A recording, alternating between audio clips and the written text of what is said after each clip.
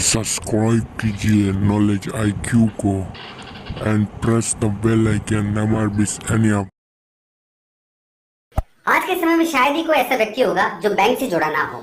Means हम में से हर व्यक्ति कहीं ना कहीं बैंकिंग सुविधाओं का उपयोग जरूर करता है, चाहे वो एटीएम हो, चाहे वो नेट बैंकिंग हो, चाहे वो ऑनलाइन शॉपिंग हो, किसी न किसी तरीके से हम बैंक का यूज जरूर करते हैं। लेकिन क्या कभी आपने सोचा है कि क्या हो जब हमारे साथ ऑनलाइन ठगी हो जाए? मीन्स यदि कोई हैकर या कोई ठग हमारे बैंक अकाउंट से पैसे चुरा ले तो हमें क्या करना है? क्या सिर्फ नियति मानकर उस नुकसान को हम सहन कर लें, या कोई ऐसी प्रक्रिया है जिसके थ्रू हम अपने पैसे को, इस खोए हुए पैसे को फिर से वापस पा सकते हैं? फ्रेंड्स, आज की इस वीडियो में हम डिस्कस करने वाले हैं उस टेक्निक को, उस तरीके को जिसके थ्रू आप अपने इस खोए हुए पैसे को वापस पा सकते हैं। नोटबंदी के बाद ऑनलाइन ट्रांजैक्शन करने वालों की संख्या में खूब बढ़ोतरी हुई है, लेकिन इसके बाद से लोगों के साथ ऑनलाइन धोखाधड़ी की घटनाएं भी उसी रेशो में बढ़ी है। लेकिन उन लोगों को अब ऑनलाइन फ्रॉड का शिकार होने की कंडीशन में परेशान होने की जरूरत नहीं, क्योंकि आरबीआई की नई गाइडलाइंस के अनुसार बैंकों को सख्त निर्देश है कि धोखाधड़ी से ग्राहक का पैसा जाने के बाद बैंक को ही भुगतान करना होगा।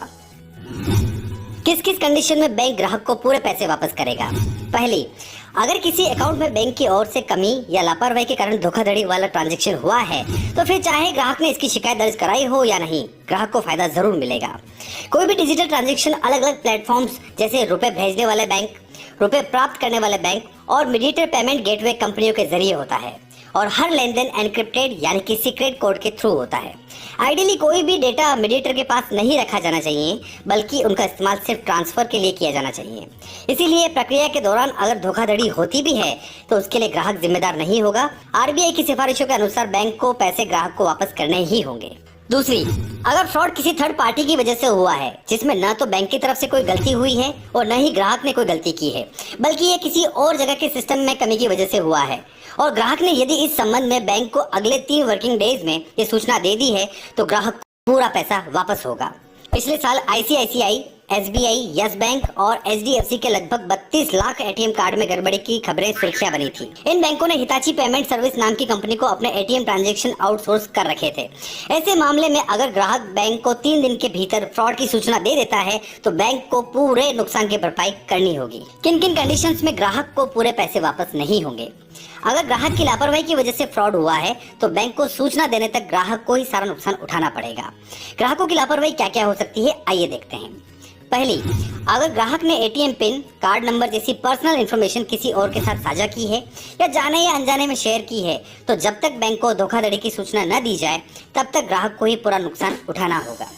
दूसरी, अगर बैंक या ग्राहक दोनों की गलती नहीं बल्कि तीसरी पार्टी की गलती की वजह से फ्रॉड हुआ है तो फिर ग्राहक को 10,000 या उससे कम राशि का ही भुगतान किया जाएगा। अगर 7 दिन या उसके बाद शिकायत की गई है तो फिर बैंक का बोर्ड तय करेगा कि आगे इसका फैसला क्या किया जाना चाहिए। एटीएम कार्ड या क्रेडिट कार्ड संबंधी ठगी होने पर क्या करें? सबसे पहले आप अपना कार्ड ब्लॉक करें। अगर कार्ड मिसिंग है या कार्ड से कोई गलत ट्रांजैक्शन हुआ है और अगर आपने अब तक अपना कार्ड ब्लॉक नहीं करवाया है तो ये सबसे बड़ी गलती है। अधिकतर ऐसे ट्रांजैक्शन रात के समय में होते हैं जब आप सो रहे हो या किसी वजह से मैसेज नहीं देख पाए हो। तब जैसे ही आपको पता चले आप बैंक से कांटेक्ट कर कार्ड को ब्लॉक करवाएं। फ्रॉड से जुड़े हुए पूरे ट्रांजैक्शन की रिपोर्ट करें। ट्रांजैक्शन रेफरेंस नंबर, एटीएम की लोकेशन, पासबुक की डिटेल, कार्ड से आपने कब आखिर ट्रांजैक्शन किया था, ये पूरी जानकारी और इसके प्रूफ आपके पास होने चाहिए। ये सारी जानकारी आप बैंक ब्रांच में जाकर पासबुक अपडेट करवाकर या फिर अकाउंट स्टेटमेंट के थ्रू ले सकते हैं। सिर्फ कार्ड बंद करवाने से काम नहीं चलेगा, आपको बैंक को रिपोर्ट करना भी जरूरी है। ये काम पुलिस को रिपोर्ट करने से पहले करना होगा। आपको बैंक को एक एप्लीकेशन या ईमेल लिखना होगा जिसमें बैंक के ऑथराइज्ड व्यक्ति के रिसीविंग सिग्नेचर हो या बैंक की सील लगी हो या फिर ईमेल या मैसेज आपको आया हो जिससे आपके पास ये सबूत हो कि आपने बैंक को टाइम लिमिट में ही सारी जानकारी दे दी थी। पुलिस में रिपोर्ट करें। अगर सिर्फ बैंक को जानकारी दी और पुलिस में रिपोर्ट नहीं किया है तो भी आपने बहुत बड़ी गलती कर दी है। अपने नजदीकी पुलिस स्टेशन में जाकर रिपोर्ट करें।